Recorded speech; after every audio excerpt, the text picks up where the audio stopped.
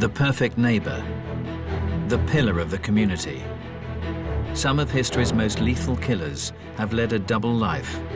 One part Mr. Nice. He was there smiling on the cover. He was the poster boy. The other, homicidal maniac. I gotta kill her, I gotta kill her, I gotta kill her. Forensic psychologist Lou Schlesinger has spent decades delving into the minds of murderers. The notion of a serial sexual murderer lives in his mother's basement and, kills cats is just incorrect. Serving detective Jackie Sabir is an expert in the mechanics of crime.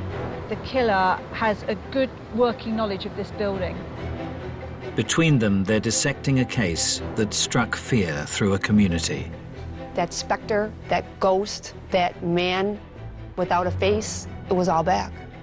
The anger in his eyes, that was the one thing that stuck with me for years and years. And investigating if its perpetrator was born to join this most elusive breed of killer. I just knew in that moment I was gonna die.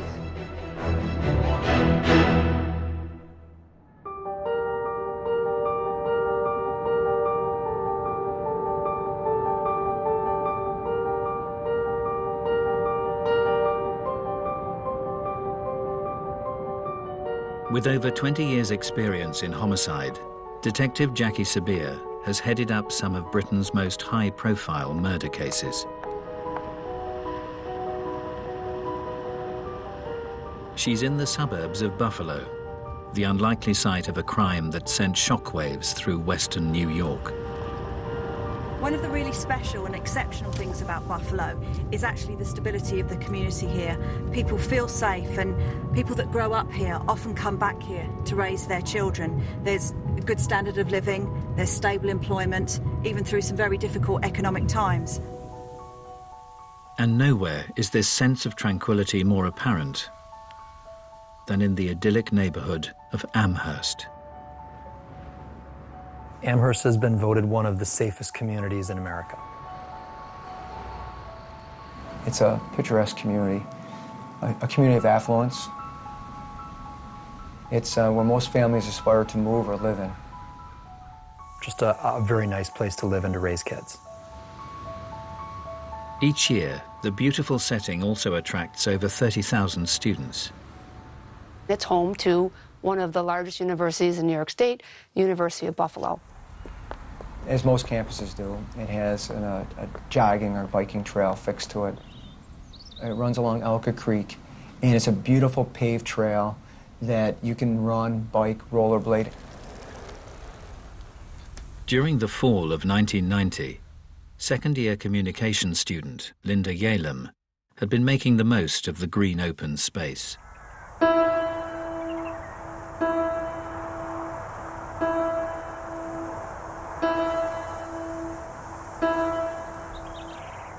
Linda Yalem originally came from California. She was a marathon runner. She was training for the New York City Marathon. She's near the end of her training. She's only 5 weeks away. On the 29th of September, the 22-year-old stuck to her fitness regime. Linda Yalem left her dorm room that morning about 9:30 or so. It was a nice sunny day. She had a Walkman. She popped in a cassette, and she went out to do what she did all the time, run. Her roommates were expecting her back in a fair amount of time, and she just never came back.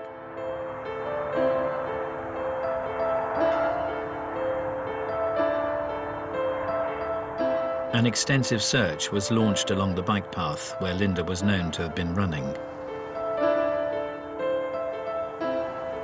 Major Steve Negrelli recalls the moment the hunt for the student came to an end. They stretched this whole 5-mile path, searching the path, the woods, and where we're standing now, Linda's body was recovered.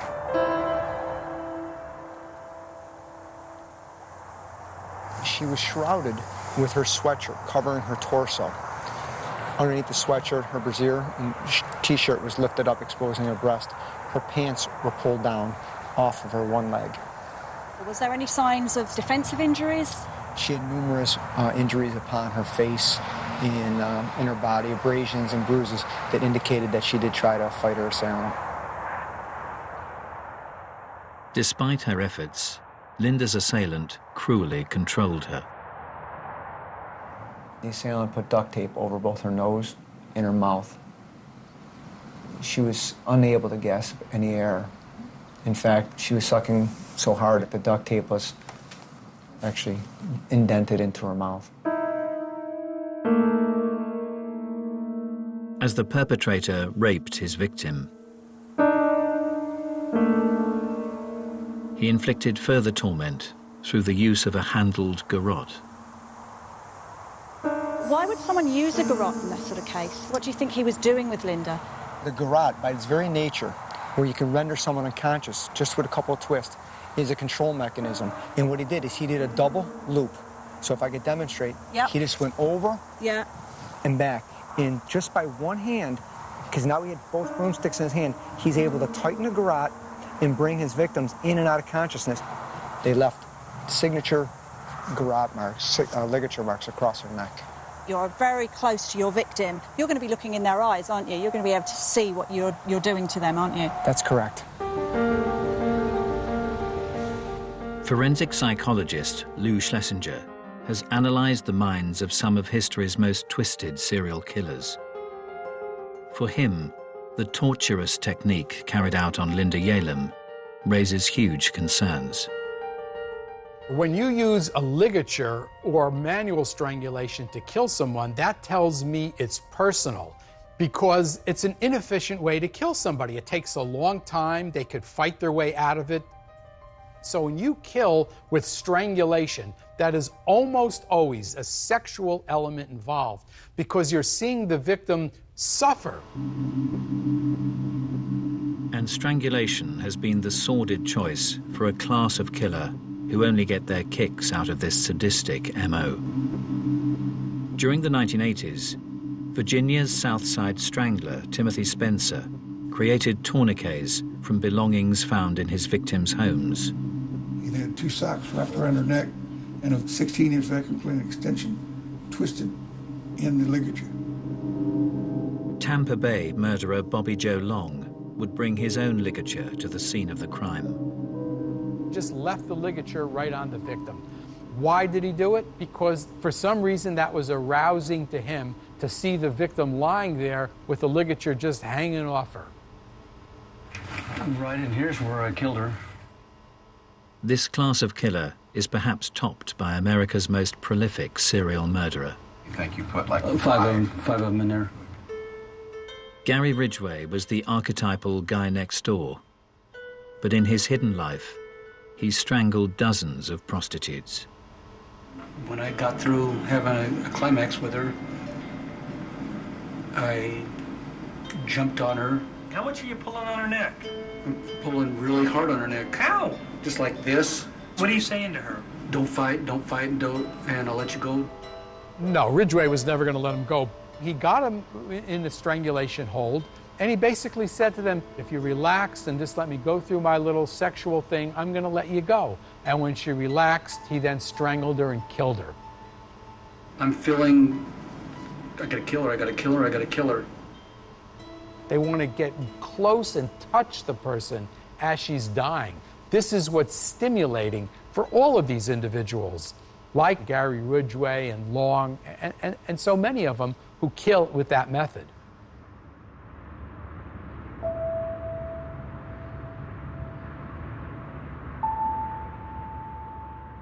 In 1990, in Amherst, Buffalo, the community had been shattered by the strangulation of student Linda Yalem. She was jogging in the middle of the day. She was attacked. No one saw her coming or going. No one saw the attacker coming or going. How does that happen? Detective Jackie Sabir is on the scene with Major Stephen Negrelli as he recalls the moment detectives received a break in the case. A woman called and said she saw a man behind a woman pulling her from behind, pulling across this exact bridge. The sighting suggested that the killer was acting with unabated confidence. This is a Saturday in the month of September. This path is teeming with people. He was brazen enough during daylight hours to grab a victim, drag her over the bridge, and rape her and leave her right here. But as the investigation gathered momentum, it became clear that the assailant's actions were far from random. So the detectives had witnesses that suggested that he'd been staking out the place days before. That's correct. And one such witness was a local factory worker who had spotted a work colleague in the vicinity just days before Linda's death.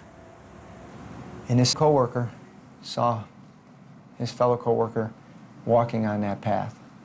Thought it was unusual, went to talk to him, and his co-worker pretended like he didn't see him. Acted bizarre. Although the factory worker was brought in for questioning, no one suspected the murderer could be this pillar of the community.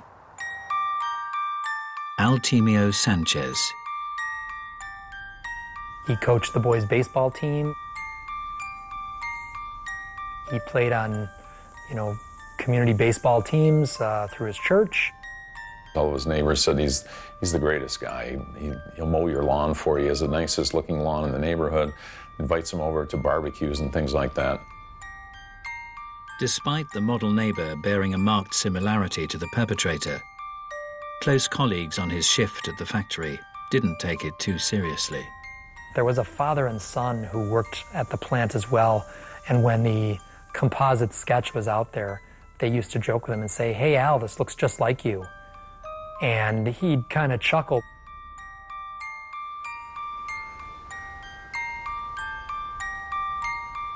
The residents of Buffalo couldn't imagine that the perfect husband and all-round good guy was concealing a double life.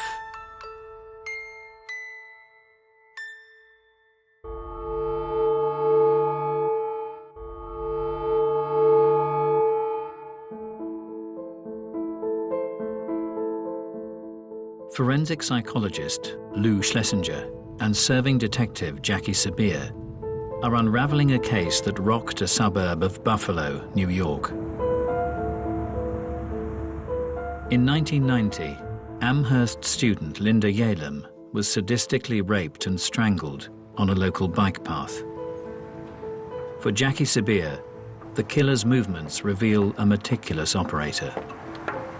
This is an incredibly open public space, so for him to have the confidence to have staked out this location, knowing that he wouldn't be disturbed, starts really raising the levels of anxiety of the detectives. This wasn't a spontaneous assault. This was premeditated. And it appeared the calculated killer may have struck before.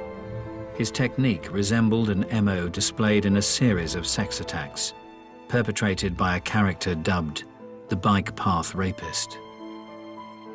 The Bike Path Rapist first became known to me when I was a teenager. A girl from my high school had gotten raped. He would prey in areas where there were either high schools or recreational areas that would, younger women would typically utilize. He was using a knife, he was using a gun, and then he started using the double ligature garrote. The period of attacks was so prolonged, Lisa Redmond's childhood memories would be brought sharply into focus as she pursued the rapist as an investigator. Did he cause any other injuries to the victims? Was there any other violence other than the actual sexual offence? One of the rape victims managed to get her fingers underneath the garrote, and he was choking her so hard, it actually bent her fingers. And years later, she showed me her fingers were still bent. The sex attacker cast his net wide over Buffalo's green open spaces. So we've got rapes down in this location in the south. We've got rapes here. We've got the University of Buffalo where Linda was killed. Yes. So we've got a homicide up here. We've got clusters of locations where offences happen. These you would not know unless you had knowledge of that area. He's tailoring his crime and his location to his victims.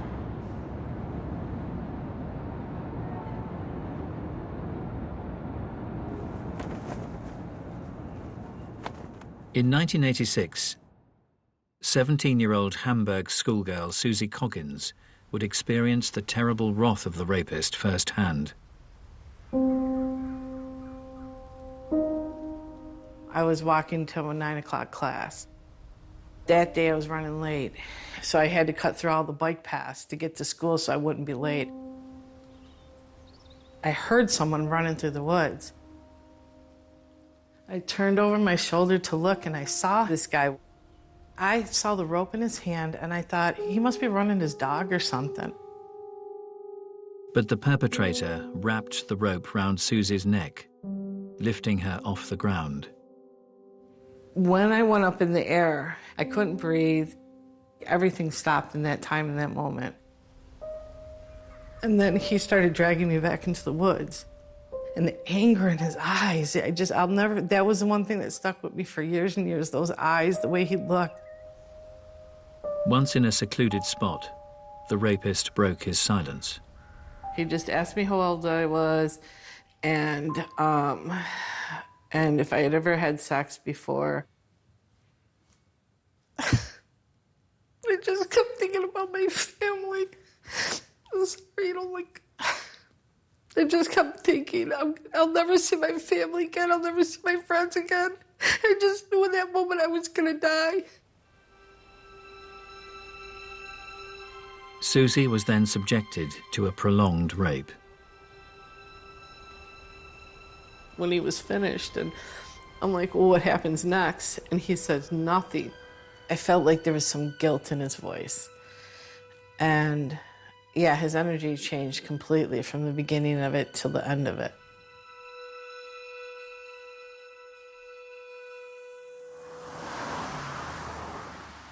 As police desperately pursued the rapist, charismatic factory worker Altemio Sanchez was as popular as ever.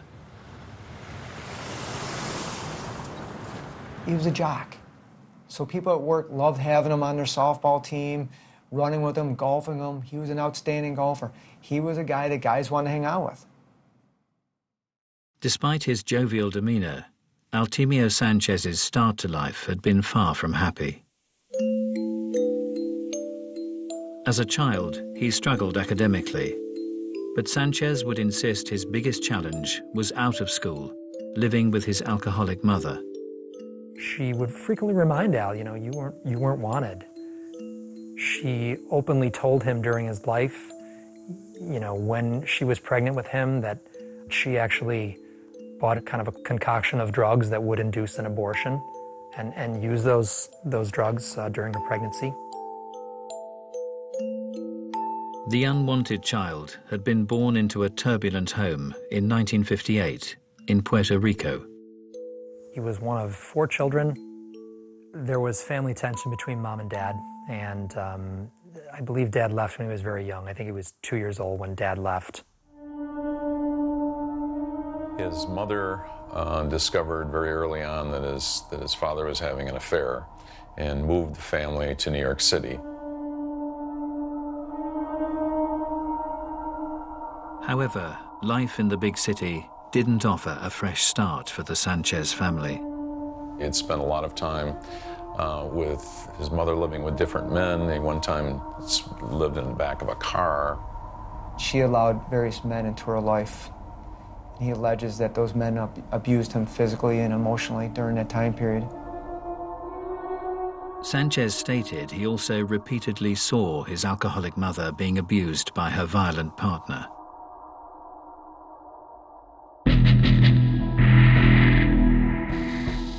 For forensic psychologist Lou Schlesinger, a child witnessing aggressive behavior against his maternal figure can have devastating consequences in later life.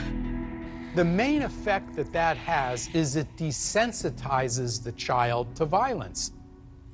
He sees an aggressive boyfriend, an aggressive father figure who treats women like this, and he identifies with the aggressive person rather than identifying with the victim.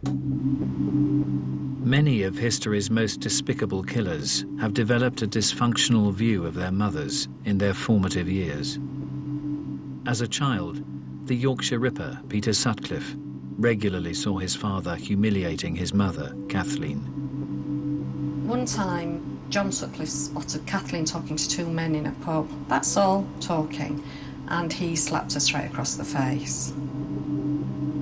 So here we have his father saying, you know, this is what you do to be a man, and, you know, Peter is very much saw women as either Madonnas or whores. You're basically using your parents as a role model, and if that's what your role model is doing, it stands to reason you're going to do very similar sorts of things.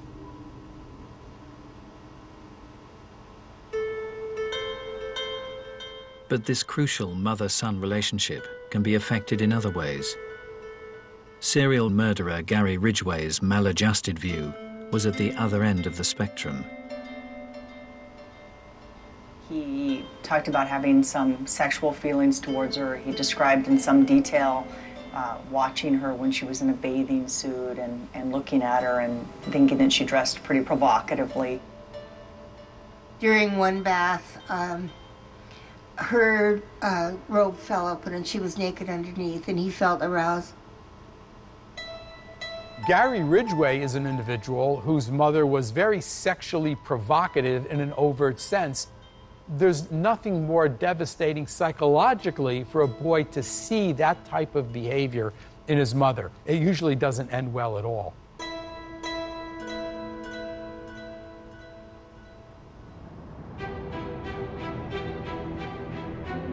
In 1990, in Buffalo, New York, police had connected the murder of student Linda Yalem to a string of brazen rapes committed along the area's bike paths and trails. What made this so bizarre is these were broad daylight attacks. But then, for the next 2 years, the brutal crimes ceased. Poof. He vanishes off the radar.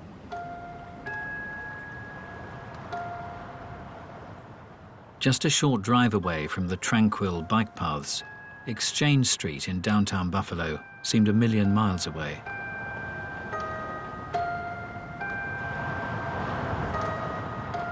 The red light district was worked by prostitute Majane Mazer. Majane Mazer was turning tricks. Sometimes she would stand on corners. A lot of times she would give her number to people and they would call her. But on an October night, the vulnerable 32-year-old was picked up by the wrong man. A John called her. She went out to the curb, got in his car, took off. She was never seen again. Okay, so this is the actual building. Right up to the fence line is where Majane Mazer's body was found. Bless her.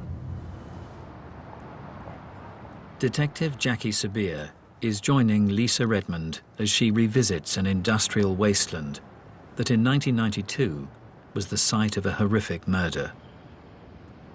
A man actually picking wildflowers found her in the brush. It was not clear like it is now.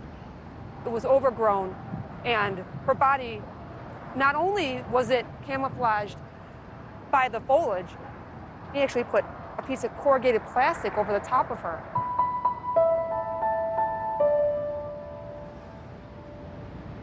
When her body was discovered, what condition was her body in?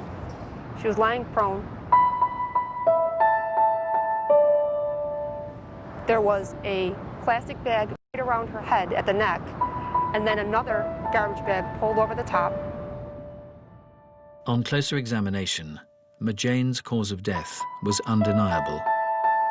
There was evidence of ligature strangulation on Majane. She had the double ligature marks on her neck, but due to the circumstances that she was a prostitute, that she was covered the way she was, the investigators at the time did not put two and two together that she was a victim of the bike path rapist. Did the detectives form an impression of who could have done this, though? What type of person would have done this? They thought that it would be someone that she knew or was familiar with because of the way the person had painstakingly taken the time to try to hide the body. As police chased up leads, they were unaware that one of Majane Mazer's regular clients was a local family man leading a double life, Altemio Sanchez.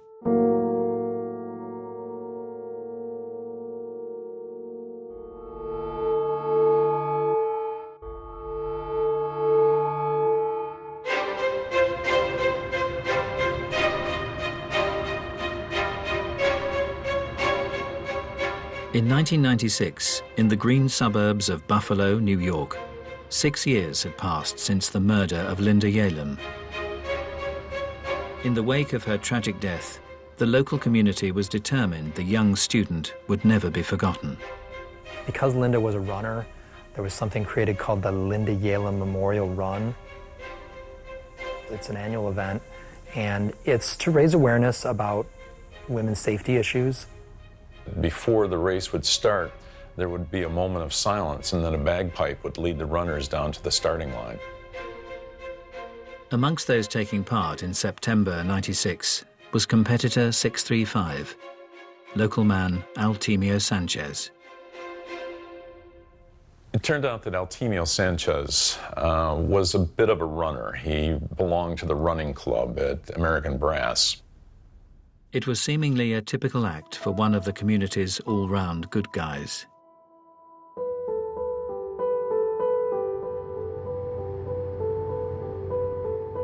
Detective Jackie Sabir has come to Cheektowaga, the neighborhood in which Altemio Sanchez set up home with his college sweetheart 10 years previously.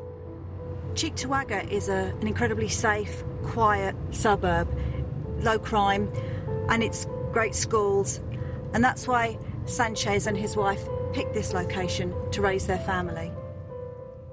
He had 2 sons. He was very involved in his community. Nothing remarkable about him.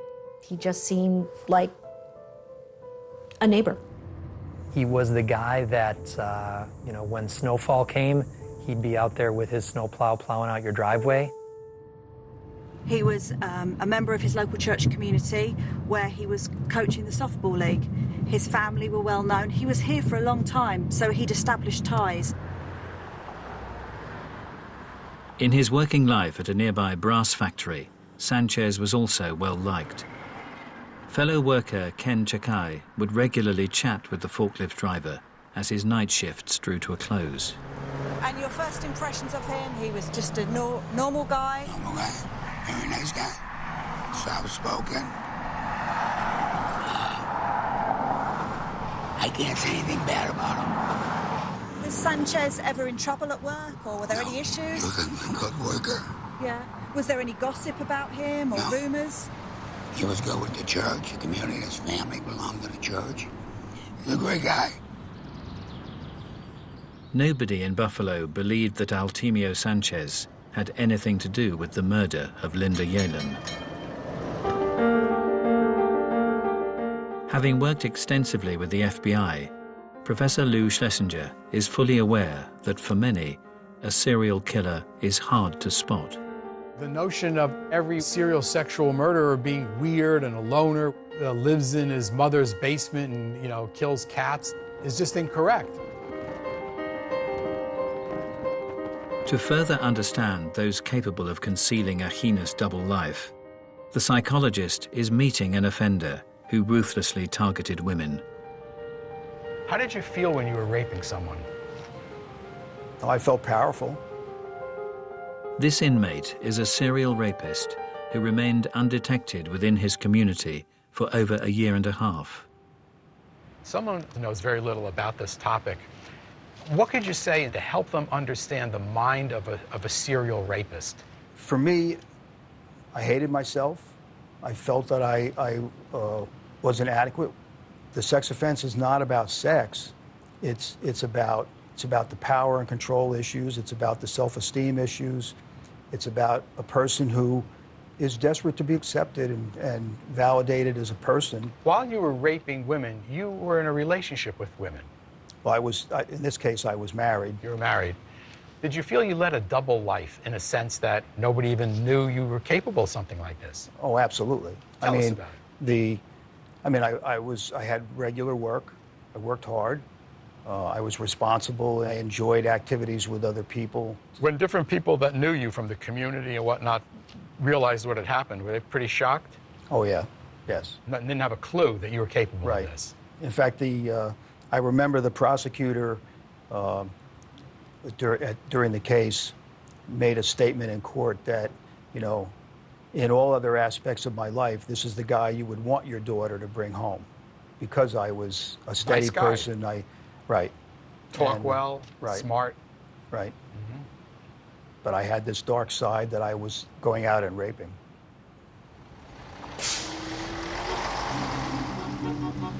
In his work as a profiler, Professor Lou Schlesinger has also experienced this chameleon-like ability in a class of killer that remained invisible to all around them. There's a large group of serial sexual murderers who have families and are married and work and have friends and acquaintances. She got sick, got her a glass of water, comforted her a little bit, and then I went ahead and tied her up, and then put the bag over her head and strangled her. Over a 30-year period in Kansas, Dennis Rader murdered 10 people. All the while, the respected scout camp leader hid an assortment of sordid behavior, frequently tying himself up within the local woods. He was very big into autoerotica. What he did was to leave the campsite where the Boy Scouts were, and then he attached a camera on a cord and would take photographs of his accomplishments. Most people believe they can detect deviancy and particularly danger in others when they really can't in some cases. In Riverside County during the 1990s, model citizen Bill Suff's murderous identity was even more impenetrable. He was supplying equipment to the police department, the same police department that was investigating him. A homicide victim was found one morning when two of the investigators were with Bill, and their pager went off, and Bill made the comment to them, "Oh, did you find another body?" If a person interacts with you and makes jokes and seems like a normal guy, why would you possibly suspect that he's capable of such extreme deviancy?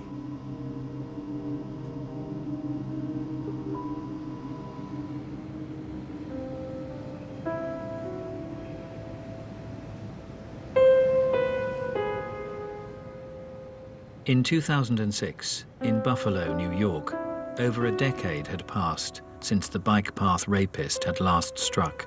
As time went on and there were no more attacks, I really believe that the community became less guarded. They believed that maybe he left the area, was in prison, or possibly dead. Collectively, the community still had it in the back of our minds. That's where we pushed it, because everyone wanted to believe deep down that we were safe. On the 16th anniversary of Linda Yalem's murder, respected neighbor and loving husband Altemio Sanchez had been out with his wife at an office reunion. He was photographed at a downtown bar at a party with a drink in his hand, with his wife, with his arm around his wife. But amidst the celebrations, no one could have guessed how Altemio Sanchez had spent the day.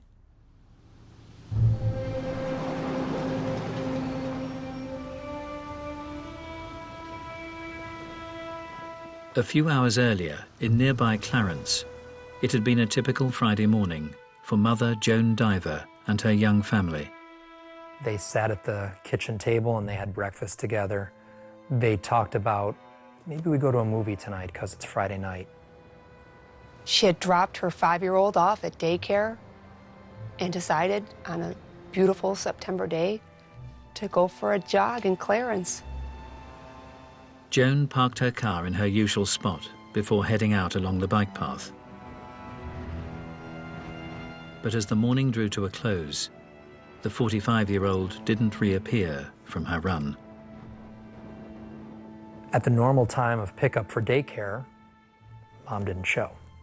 Her son kind of stood at the window and looked out the window like, where's Mom? With no sign of Joan, an extensive search was mounted.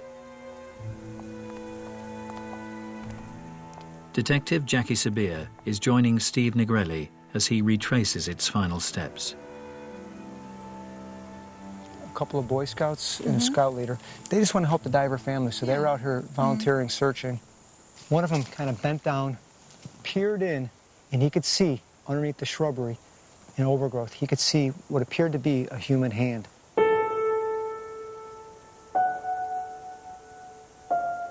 It was in fact Joan Diver. What did she actually look like when she was here? And she was laying on her back. Her pants were down. Her shirt had been lifted up, exposing her breast. You could see that she had been in a struggle. You could see that there were some marks on her body. Although not witnessed for over a decade, the method of murder had a chilling familiarity. Those distinctive double ligature marks on her neck. So even after the 12 years had passed, it's almost like a textbook copy of what happened before. All the MO was lining up. The time of day, a secluded bike path, a white female jogger, the ligature. Everything's going down that path. It's the bike path, it's bike path, it's bike path. As detectives discovered the victim's car had been moved, lab tests cast out any doubt that the perpetrator had returned. What came back was one droplet of sweat on the steering column where you put the key in. They were able to obtain DNA sample from that exact key tumbler. That DNA that was discovered was in fact the DNA of the bike path rapist. That specter, that ghost, that man without a face, it was all back. But as his reign of terror entered a third decade, the identity of Buffalo's elusive serial killer was about to be unveiled.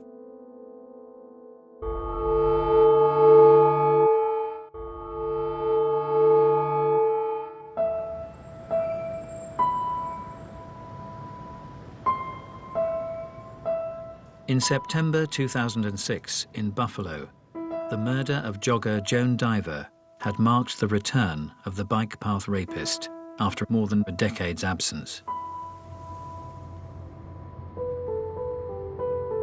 As a serving detective, Jackie Sabir is in no doubt as to the impact of this tragic development.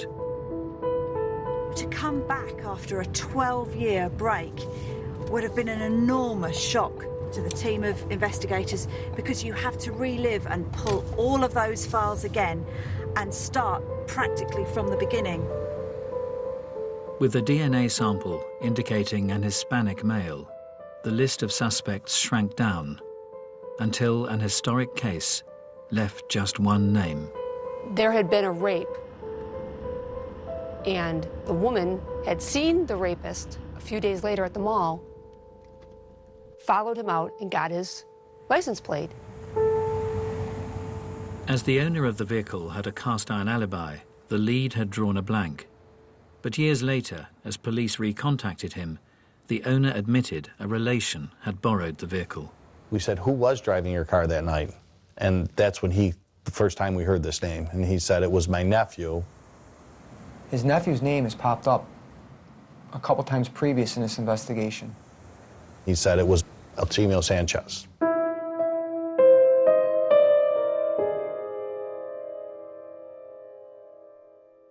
It was like getting hit in the face with a baseball bat, because after all of these years, we finally had a name to the spaceless monster that had been terrorizing the women of this community. With a direct DNA match, the church-going softball coach was questioned by Detective Lisa Redmond. At first, he didn't believe I was a police detective. It made me show him my badge. His attacks were about controlling women He couldn't control her. She was in charge. It unnerved him. At one point, he said, "I think you're something else." And I noted that he said something, not someone. He referred to me as something. As news of the arrest spread, local residents struggled to comprehend the identity of the unmasked killer. Neighbors going on TV saying that we had the wrong guy, that we were wrong. Altimio Sanchez's wife, I really don't think that she had any idea what was going on. In the morning, he commits a murder. At night, he's with a work party with her. And while she's pregnant with one of their children, he's out raping, or he's patronizing prostitutes. I don't think she saw any of this madness, that dark side of him at all. The factory night shift workers' colleagues were left equally mystified. When the news came that the bike path rapist was arrested, the one gentleman I interviewed said, "That's great, he's off the streets, finally." And then they said, "You know, it's Al Sanchez." And he swore and said, "Why are you picking on Al? It couldn't be Al." But those who had experienced the dark side of Altimio Sanchez were in no doubt that police had got the right man. I remember running as fast as I could to the TV, and I'm like, oh my God, that's him. And I saw those eyes, and I just remember falling to my knees. I just started crying. It was finally over. It was finally over. Basically, what we had was a monster living amongst us that we never realized was there.